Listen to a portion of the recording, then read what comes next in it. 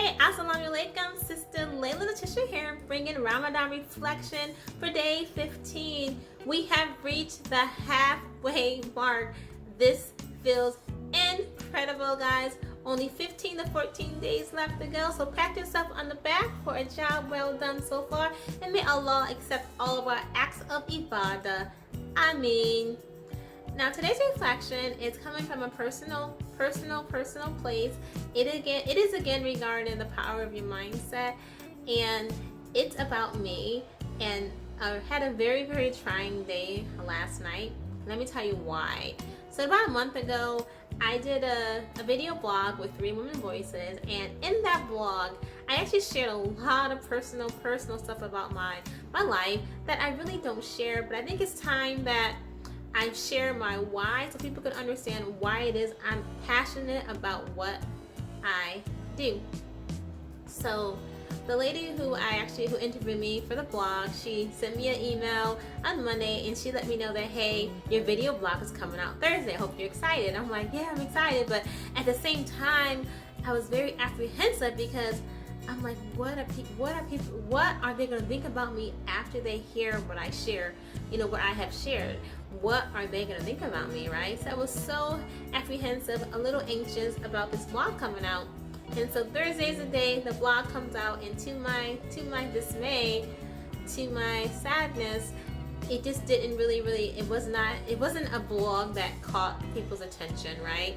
And so people really didn't watch the video blog.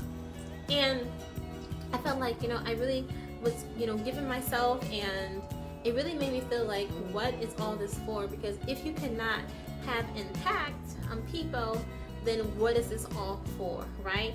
So I realized very early on, when I was in my moment, as I like to call it, that I started to focus on the one thing that I should not focus on, focusing on validation from everyone else, right? So validation for me means that people are watching this blog and giving me some feedback, or like people who know me are saying, oh wow, I didn't know that, like people actually communicating with me, and I need that validation to feel as if what I'm doing is worth it. But I realized focusing on that actually had me in a place of darkness that was very uncomfortable, right? I had to really talk to myself and do positive affirmations, telling myself that what I'm doing is for a purpose. My intent is to have impact. I am worthy, right? Over and over again until I started like shaking it off and starting to feel better, right? So what I realized is that I was focusing too much on the life of this world and what I believe the world should give me, as opposed to focusing on my intent and what I'm doing and the purpose, right? It's coming from a sincere place. It's coming from my heart. And so I realized that as I was distracted by focusing on, the fact that no one was really interested in this blog and my why, I started to realize that I have to really remember why I'm doing what I'm doing, and to focus on that, and not the results of, if I get a like or I get a view on a video blog, right? So the lectures that I actually listened to from last night into today, all the emails are talking about the life of this world, right? And a lot of times we live in this world and we're chasing money, we're chasing dreams, we're chasing a lot of things, but we're not chasing good conduct. We're not chasing our relationship with God.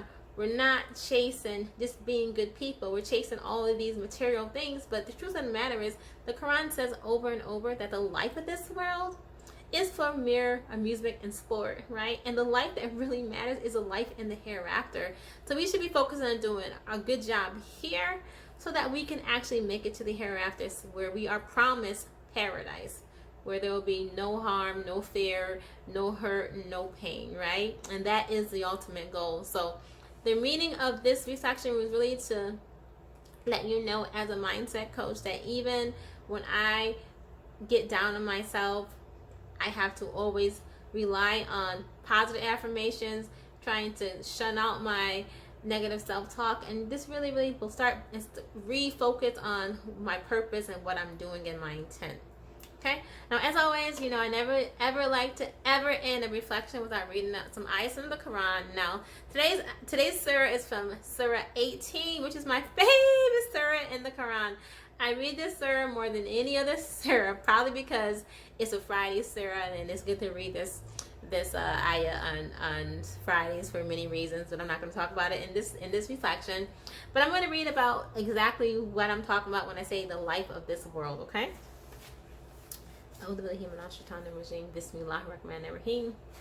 It says, "Say, O Prophet, shall we inform you of who will lose the most deeds?